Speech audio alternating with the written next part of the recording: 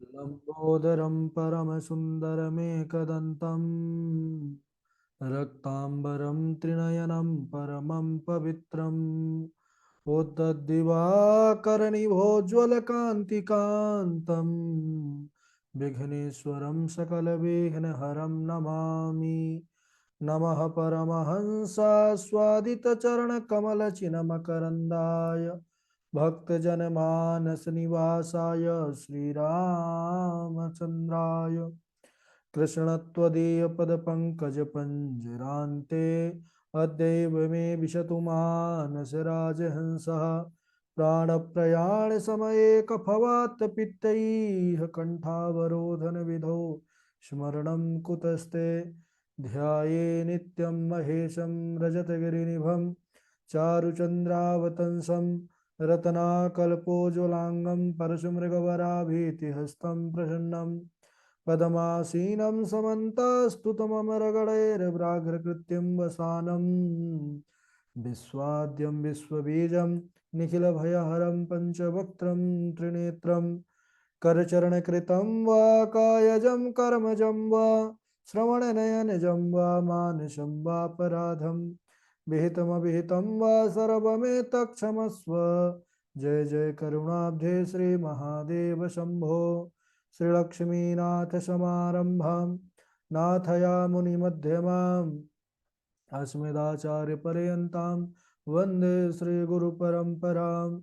अञ्जनानन्दनं वीरं जानकीशोकनाशनं कपीशमक्षहन्तारं वन्दे लङ्काभयङ्करं भक्तिभक्त भगवन्त गुरु चतुर्नाम वप्वेक इनके पद बंदन किए नासत विघ्न अनेक। बोलिए सांब सदाशिव भगवान की जय। पावन शिव महापुराण की जय। परम मंगलमय परात्पर अखिलेश्वर अचिंत कल्याण गुणगण निधान सर्वेश्वर सर्वाधिपति श्रेष्ठ आचरणवान प्रजा के सुखदाता विज्ञान के पूर्ण ज्ञाता देवाधिदेव जगत नियंता जगदीश्वर पंच तत्वोत्पादक विश्वेश्वर मंगल करता श्री श्याम सदाशिव भगवान के पावन चरण अरविंदों पर कोटशाह नमन नतमस्तक बंदन एवं अभिनंदन।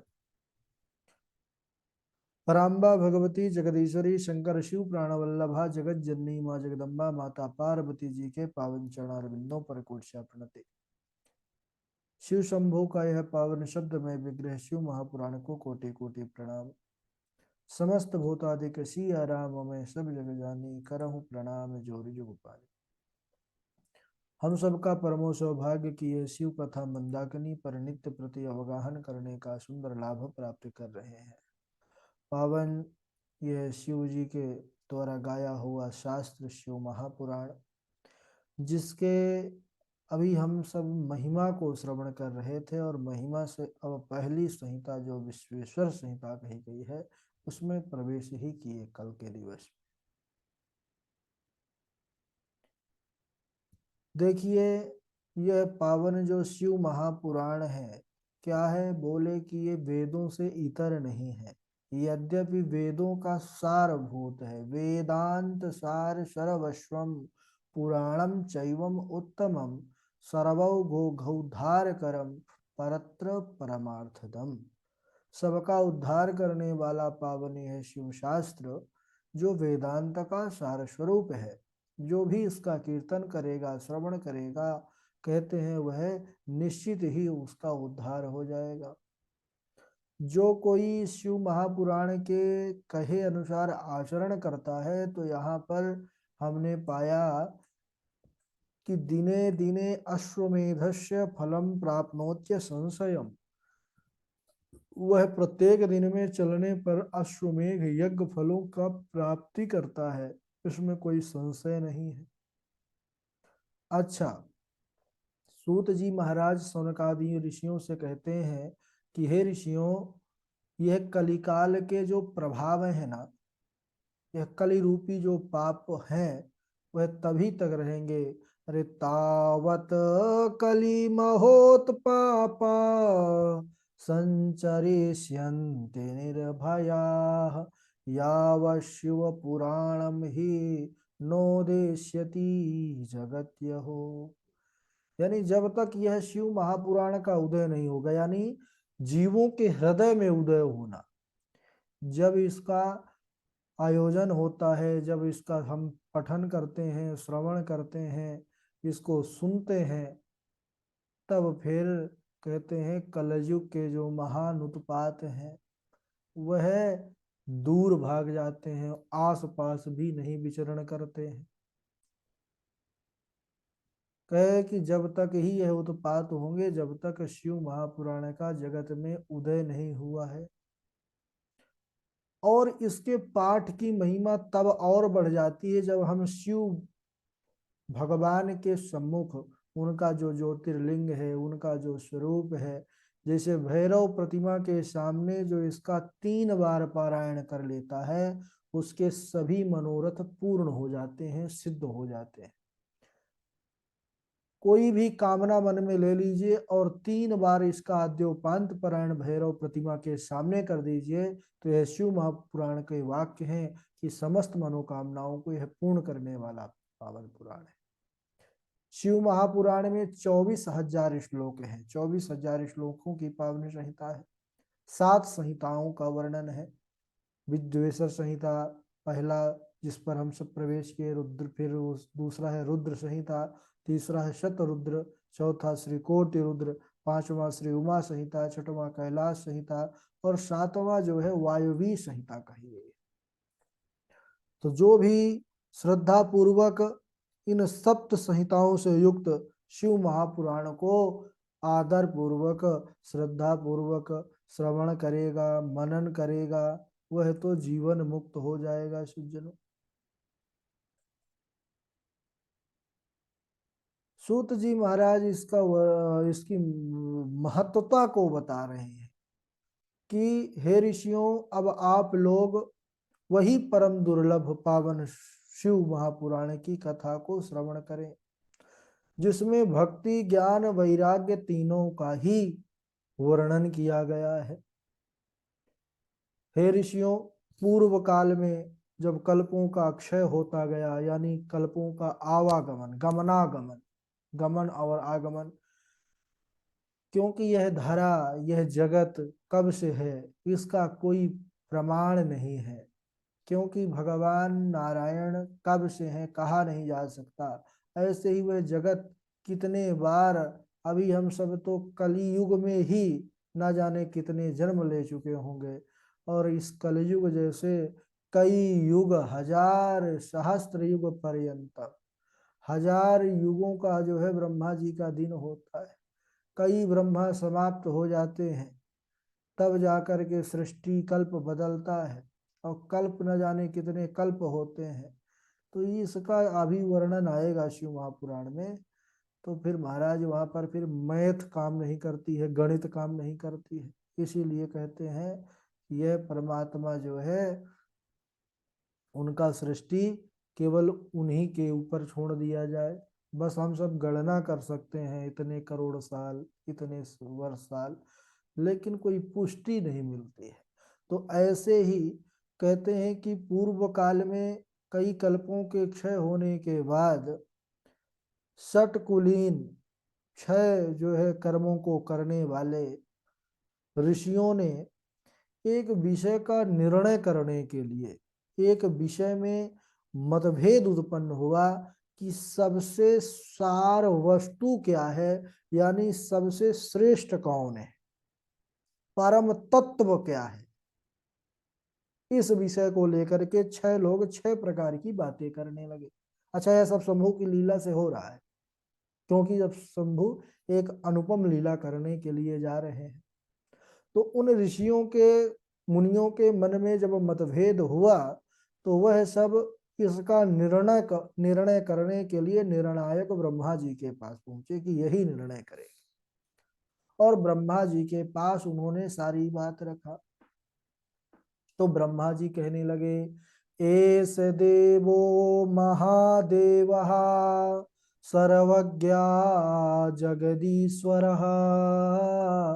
अयम तो परया भक्त्या दृश्यते नान्यथा क्वचित।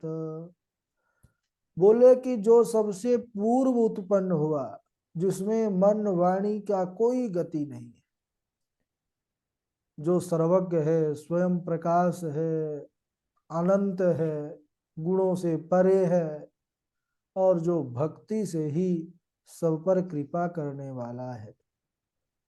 बोले शिव जी की भक्ति और भक्ति से ही उनकी प्रसाद की प्राप्ति होती है। तो महाराज, अगर आप इस विषय को जानना चाहते हैं कि वह परम तत्व परम वस्तु है क्या, तो आपको दीर्घ काल तक यज्ञ यजन करना होगा, क्योंकि सहजता से यह तत्व जाना नहीं जा सकता। बोले कि बस इतना समझिए, जैसे बीज से अंकुर उत्पन्न होता है, अंकुर के बाद वह वृक्ष बनता है, या उसमें जो है वृद्धि को प्राप्त करता है, और पुनः उसमें बीज ही तो उत्पन्न होते हैं। भाई कोई जब भी समय चल रहा है, गेहूं, चना आदि लोग खेतों पर डालते हैं दाने, तो उससे जो है अंकुर बनता है, और उससे फिर कई जो है गुना होकर के चना या गेहूं का हमको उत्पादन प्राप्त होता है। तो तात्पर्य यह है कि जैसे अंकुर से बीज और बीज से अंकुर की प्राप्ति होती है, उसी प्रकार महादेव से ही सृष्टि है और सृष्टि से ही महादेव है, यानी दोनों एक ही है, एक ही तत्व है। तो आप उस तत्व को, जो परम तत्व को जानने का आपने अभी प्रश्न किया, तो उसके लिए आपको 1000 वर्षों तक पूर्ण होने वाला एक दीर्घ यज्ञ करना होगा, जिसमें आपको साध्य और साधन का ज्ञान होगा। तो मुनियों ने पूछा, महाराज साध्य साधन का ज्ञान होने के लिए हम यज्ञ तो करेंगे, लेकिन साध्य और साधन क्या है, इस विषय में हम जानना चाहते हैं। यह तो बताएं कि साध्य कौन है, साधन क्या है।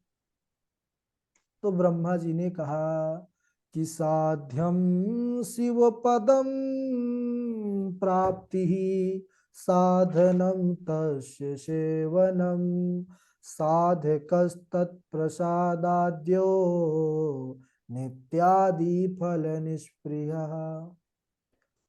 साध्यम शिव पदम प्राप्ति, वाह भाई। साध्यम और साधनम, साध्य यानी सानिध्य, जब साध्य तक पहुंचना है तो साधन करना पड़ेगा। साध्य एक मंजिल है और साधन है उसकी सीढ़ी, तो सीढ़ी से चढ़ेंगे तो मंजिल तक पहुंचेंगे। तो साध्य क्या है, बोले महादेव, हमारे शंभुनाथ का जो शिवलोक है, जो उनका दर्शन है, जो उनकी प्राप्ति है, वह साध्य है। और साधन है शिव नाम, साधन है शिव भजन, साधन है शिव महापुराण का श्रवण, साधन है शिव महापुराण का मनन। तो बोले इसके लिए आपको दीर्घकालीन यज्ञ करना होगा, जिसमें आपको साध्य और साधन का ज्ञान होगा महाराज। अच्छा, साधन के विषय में स्वयं शिव जी ने ही कई निर्देश किए हैं कि कानों से शिव कथा को सुनना, वाणी से कहना और मन से मनन करना, ये तीनों महान साधन, साधारण साधन नहीं, महान साधन है महाराज। अच्छा, क्यों सुना जाए, क्यों कहा जाए, क्यों मनन किया जाए, क्योंकि वह सर्वदा सुनने, श्रवण और मनन करने योग्य है। इसीलिए अगर साध्य तक पहुंचना है तो साधन में जुट जाना चाहिए। बोले कि प्रत्यक्ष का विश्वास होता है, प्रत्यक्ष में ज्यादा हमको विश्वास होता है जब सामने कुछ भी कार्य होता है, तो है ना। कई बार कुछ कार्य कहने को बोल तो देते हैं, लेकिन मन में एक अविश्वास सा बना रहता है, और जो सामने आंखों के हो रहा है उसमें तो ज्यादा विश्वास है। तो उसी प्रकार भगवान शंभु कैसे हैं, ये तो हम जानते हैं कि परमात्मा है, ठाकुर जी हैं, कल्याण करने वाले हैं, लेकिन कैसे कल्याण करने वाले हैं, ये प्रत्यक्ष में जो अनुभव कराने का कार्य करते हैं वह गुरु करते हैं। कितने श्रेष्ठ हैं, यह कथा कितनी कल्याणकारी है यह जो अनुभव कराने का कार्य है यह गुरु का है। तो गुरु के मुख से उस महिमा को श्रवण करके और कैसे कीर्तन करना है, कैसे मनन करना है, यह गुरु द्वारा प्राप्त करके फिर उस साधन पर जुट जाना चाहिए। और कोई भी मंजिल है, सीढ़ी चढ़ने में थोड़ा कष्ट तो होता है। अब प्रायः जो भी भगवती के तो स्थान है उसमें तो ऊपर ही रहे भगवती विराजती है, पहाड़ों पर, पहाड़ी वाली माँ। तो हम तो ज़्यादा सभी जगह नहीं गए, बस मध्य प्रदेश में मैहर भगवती का स्थान है, तो वहाँ चढ़ते हैं। तो भाई साहब हमको तो साधारण से चढ़ना नहीं होता है, 1100 सीढ़ियाँ हैं, तो चढ़ते चढ़ते थोड़ी कष्ट भी होता है। तो ऐसे ही आप लोग भी, प्रायः सभी लोग जितने जुड़े हैं सभी कोई ना कोई तीर्थ और मंदिर पर जाकर सीढ़ियों से तो मंजिल तक पहुंचे होंगे। तो तात्पर्य यह है कि जब हम साधन पर जुटेंगे तो साधन में कष्ट, क्लेश और कई प्रकार की बाधाएं भी स्वाभाविक है ना। और ज्यादा, सबसे ज्यादा साधकों के ही जीवन में कठिन कठिन परिस्थितियां आती हैं, प्रतिकूल परिस्थितियां आती हैं, ये भी समझ लीजिएगा। क्योंकि जो सीढ़ी होती है, आप साधारण सड़क है तो उस पर चलते रहेंगे तो आपको ज्यादा कष्ट नहीं होगा, कष्ट होगा लेकिन कम कष्ट होगा। वैसे जीवन है, जीवन में कष्ट तो है ही, लेकिन जो साधक होते हैं उनको होते हैं तो उनके सामने जीवन में बड़ी विशेष चुनौतियां आती हैं। तो ऐसे ही जो भगवान शिव जी का साधन है, तो उसमें भी विशेष हमारे पास कई परीक्षाएं आती हैं, तो उसमें हमको घबराना नहीं चाहिए महाराज। क्योंकि हो सकता है कि प्रारंभ में हमको थोड़ा क्लेश हो, थोड़ा दुख हो, लेकिन बाद में अंततोगत्वा आनंद की ही प्राप्ति होती है। क्योंकि जिसका हम साधन कर रहे हैं वह आनंद स्वरूप हमारे भगवान सच्चिदानंद श्री महादेव ही हैं। तो मुनियों ने पूछा कि हे ब्रह्मा जी, श्रवण मनन क्या है तथा कीर्तन कैसे किया जाए। तब ब्रह्मा जी कहते हैं, क्या कहते हैं इसको हम अगले दिवस श्रवण करेंगे, क्योंकि 4 लाइन वाला श्लोक है और फिर आप लोग याद भी करना है। हम तो यही कहेंगे कि जितने श्लोक आए प्रतिदिन का प्रतिदिन आप याद ही कर लीजिए, कल के लिए ना छोड़िए, कि इसीलिए पाठ धीरे बढ़ा रहे हैं। नहीं तो हम आगे बढ़ा दे 10-10 श्लोक एक दिन में आए, लेकिन फिर वो कथा में जब तैयारी शुरू में नहीं हो पाती है तो बाद में श्लोक याद नहीं हो पाते, इसलिए अभी जरूर याद कर लीजिएगा, ठीक है। चलिए अब बारी बारी से श्लोक सुनाएंगे।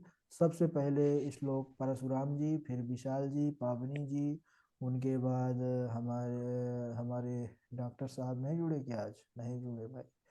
फिर कविता भी जुड़ गई हैं, कविता जी, कविता किशोरी जी, और धारणा चैतन्य जी हैं, और कार्तिक सारस्वत जी हैं। अच्छा सारस्वत नहीं है, चक्रवात है, ठीक है।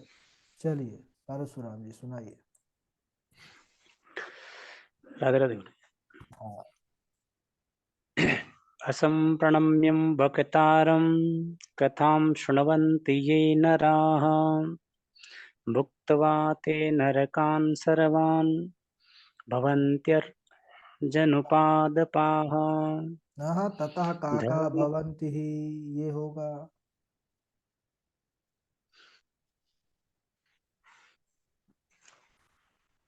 इसमें तो गुरु जी ही लिखेगा 46 वाले में। क्या है, शुरू से बोलिए।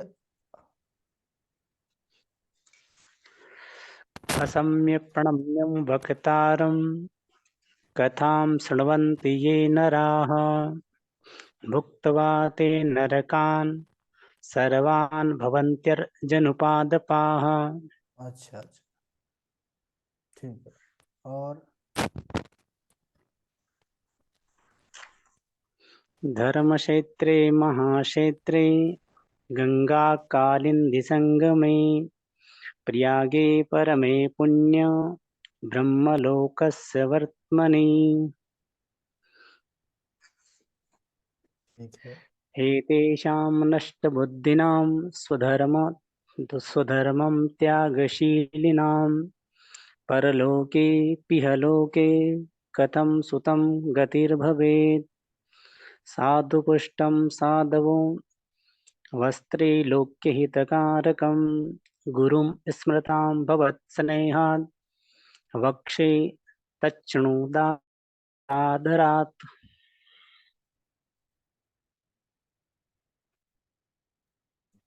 ठीक है, परशुराम जी के बाद सुनाएंगे हमारे विशाल जी हैं। प्रणाम गुरुदेव। जी। धर्म क्षेत्रे महाक्षेत्रे गंगा कालिंदी संगमे प्रयागे परमे पुण्ये ब्रह्मलोकस्य वर्तमनि माह मकर गतरवि जब होई तीर्थपति आन सब कोई एतेषां नष्टबुद्धीनां स्वधर्मव्यागशीलिनां परलोके लोके कथं सूतगतिर्भवेत्। प्रणाम गुरुदेव। हम्म, ठीक है, विशाल जी के बाद सुनाएंगे पावनी हैं।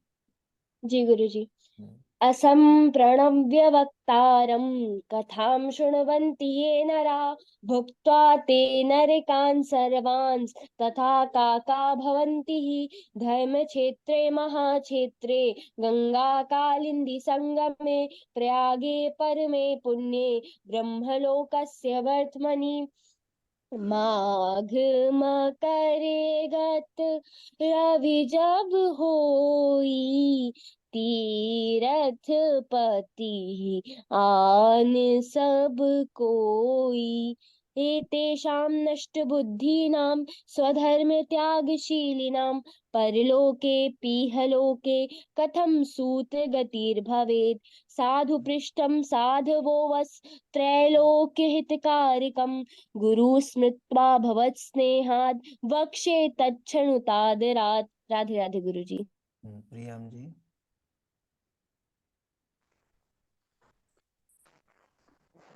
अरे हम तो 11 बजे पहुंच गए थे। यात्रा शुरू होते हुए 1:30 बज गया। 1.5 घंटे में खत्म कर दिए। गलियों में घूमते घूमते घंटे घड़ियाल ड्रम ढोल शंख। प्रियम जी आवाज नहीं आ रही। फिर है वहां से ढाक रोड के पीछे है, वहां से शुरू हुई और वहां से गलियों में प्रियम होते जी की होते जगह कोई कोई और मंदिर, बोल रहे हैं क्या? पूरे बाजार। ठीक है, नहीं सर, 7 मिनट पहले से बड़ी बड़ी लेडीज धारणा चैतन्य जी आप ही सुनाएंगे। जाके अक्षर डाल दिए, पूजा करके प्रणमं ततः शृण्वन्ति ये नरा भुक्त्वा ते नरकान् सर्वान् ततः काका भवन्ति हि माम् धर्मक्षेत्रे महाक्षेत्रे गंगा कालिंदी संगमे प्रयागे परमे पुण्ये ब्रह्मलोकस्य वर्त्मनि माघ मकर गतिरवि जब होई तीरथपति आन सब कोई एतेषां नष्टबुद्धीनां स्वधर्म त्यागशीलिनां परलोकेऽपि लोके कथं सूत गतिर्भवेत् साधु पृष्ठं साधवो वस्त्रैलोक्यहितकारकं गुरुं स्मृत्वा भवे स्नेहात् वक्षे शृणुयादस्तारता। ठीक है, नंद जी सुनाएंगे। प्रियम जी। जी गुरु जी।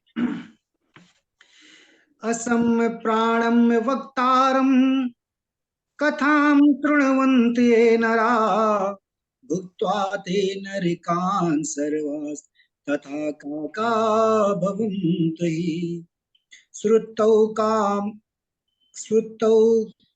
कामैरतो वक्तृदीक्षां गृहाणि चातैर्मुनु धर्म क्षेत्रे महाक्षेत्रे गंगा कालिंदिनी संगमे प्रयागे परमे पुण्यम ब्रह्मलोकस्य वर्त्मनि माघ मकर गति रवि जवि होई, तीर्थ पति आन सब कोई।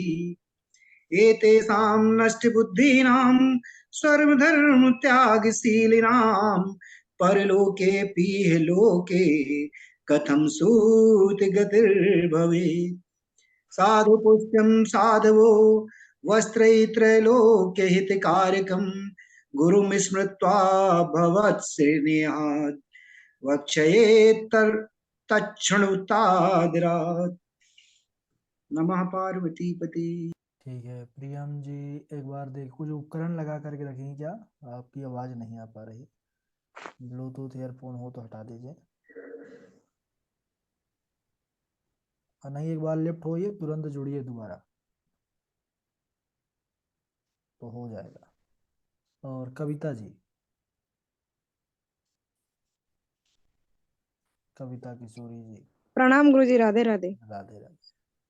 गुरुजी हम कल सुना देंगे हम। कल से सुनाएंगे, ठीक है ठीक है। हाँ जी गुरुजी। कार्तिक जी आप माइक चालू करें अपना।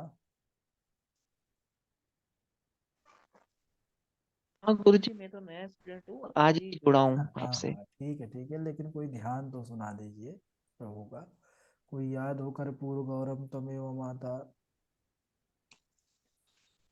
अच्छा, कोई सुना दो श्लोक एक आपको। सुना दीजिए, सुनाइए।